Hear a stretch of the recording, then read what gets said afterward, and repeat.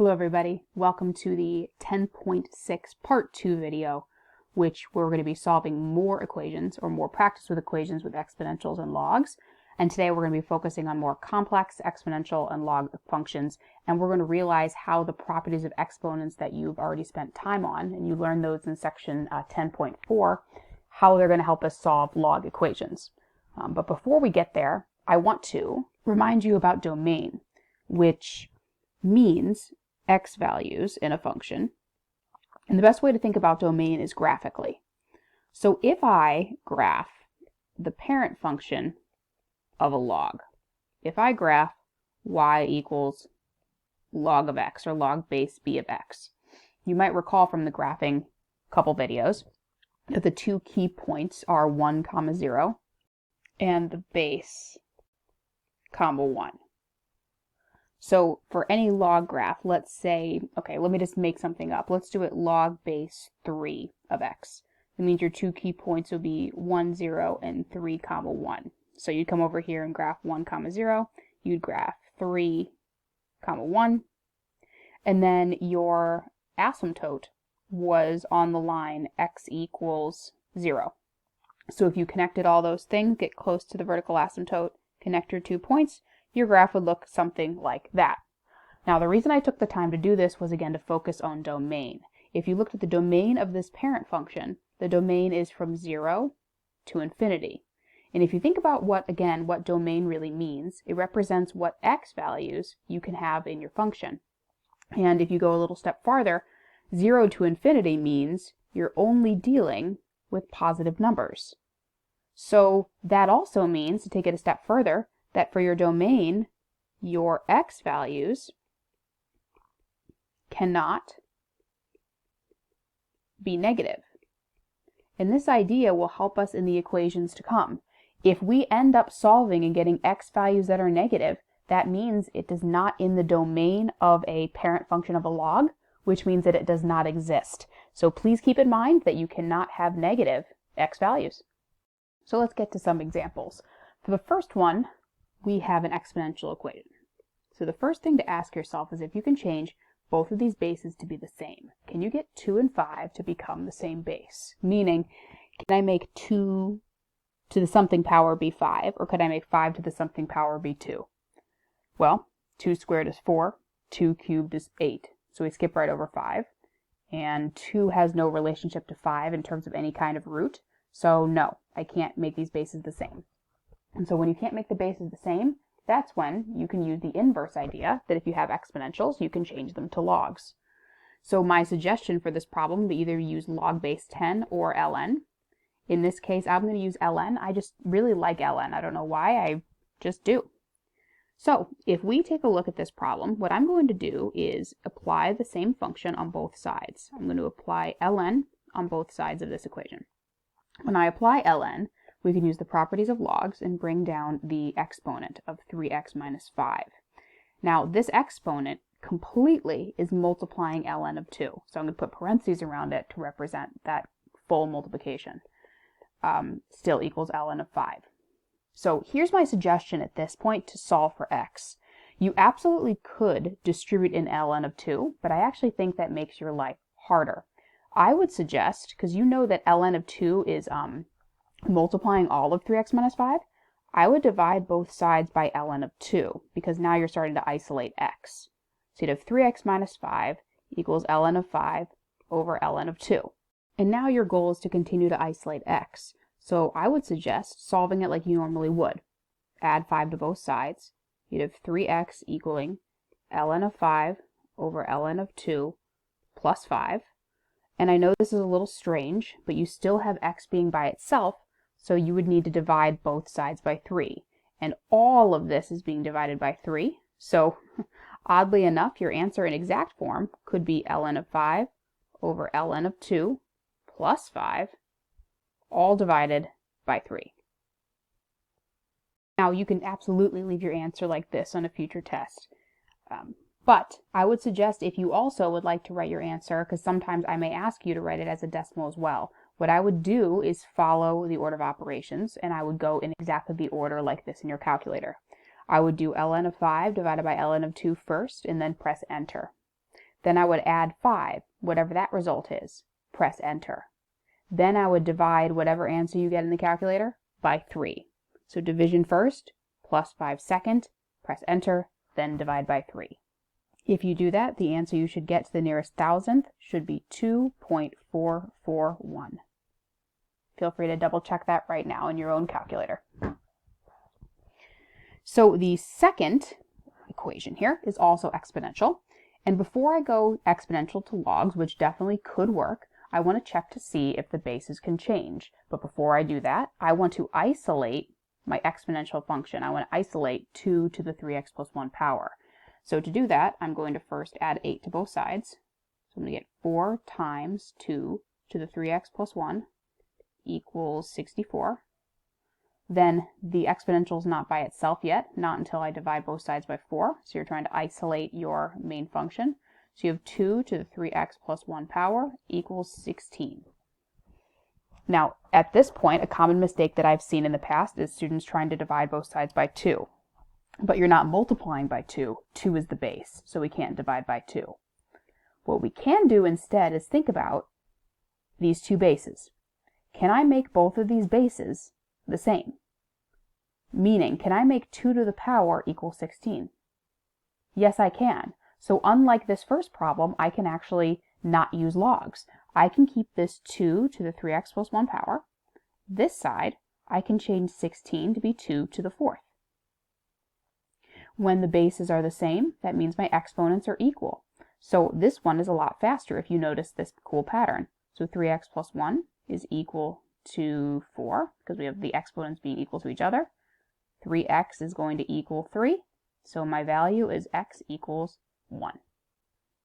Now some of you may be wondering, could I have solved this problem like this one? Absolutely. If you didn't notice that the bases would be the same, you could apply log or ln to both sides, bring down the 3x plus 1, and solve it just like number 1. Now let's get into some equations that are logs instead. Here's where the properties come into play. On this side of the equation, we have two log base 10s being added together. So using knowledge of the properties that we know, and the fact that if we have a single log, our life is easier, this is the same as log base 10 of x times x plus 21 equals 2, which is the same as log of x squared plus 21x equals 2. Now at this stage you might be wondering, I need a reminder. How do I go from here? Well, if you're given a log equation, the best way to solve it usually is to remember that logs and exponents are inverses. So you would change your log equation to an exponential equation, which is why it's helpful to know that this is really log base 10. Because what this equation is really saying is the base of 10 to the exponent of 2, logs are exponents, is equal to x squared plus 21x, which would be 100 equals x squared plus 21x. Or, because I know I need to factor this, x squared plus 21x minus 100 equals 0. Does this factor? Are there two numbers that multiply to be negative 100 and add to be 21? Why, yes, there is. Positive 25 and negative 4. So my two possible answers are negative 25 and positive 4. If you think about what I said on the very first slide here, we think about what a logarithmic graph looks like. I said that the x values cannot be negative because it's not within my domain of 0 to infinity. So right here, I have a negative x value, so that has to be out. If I'd like to even check that, if I took negative 25 and plugged it back in here and here, you get log of a negative, which isn't possible, and log of a negative, which isn't possible. So this one is out. I'm pretty sure that x to the x equals 4 is the correct answer, but if you'd 100% like to make sure, you can plug it back in to the original equation. You could do is log of 4 plus log of, I think it was 4 plus 21, so log of 25, is that equal to 2? Well, this is something you can plug in your calculator and make sure. And I just took the time to do that. I plugged this into the calculator, and this side of the equation was 2, so we get 2 equals 2. If anybody is curious, the reason this is true is if you think about, if you're checking your answer, if you have two separate logs, that is the same as log of 4 times 25. which is log of 100. And remember, this is really base 10. Remember that logs are exponents.